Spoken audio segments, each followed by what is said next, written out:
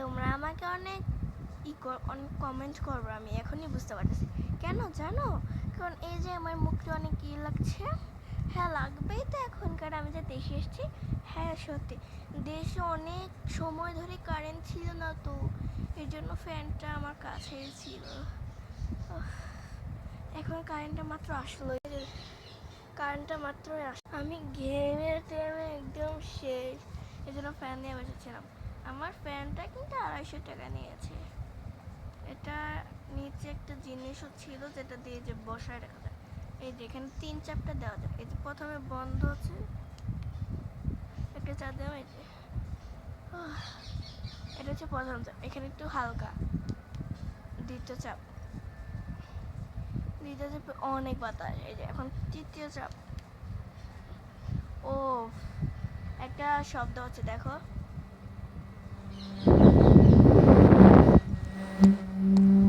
শোনা যাচ্ছে? এখানে তৃতীয় চাপ ছিল, আর কোনো চাপ হবে না। এবার চাপ দিলেও বন্ধ হবে।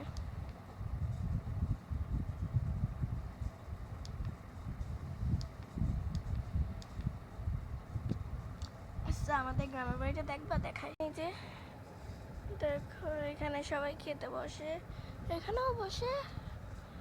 ওই বসে একটা রুম আছে। এই যে দেখো, আমি কিন্তু দেশে অবশ্যই অবশ্যই হাফ প্যান্ট পরেই থাকবো, এটা বলার বাহিরে। এখানে আমি যেখানে শুয়েছি এটা হচ্ছে আরেকটা ইয়া।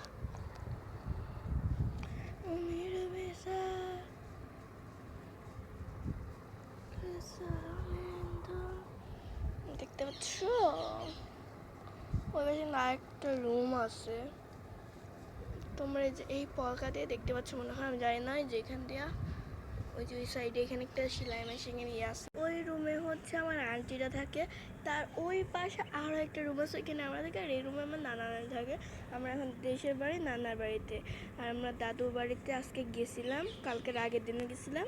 একদিন থেকেছে, থেকে এসে পড়েছে। আমার বেশিরভাগ নানু বাড়িতে থাকতেই বেশি ভালো লাগে।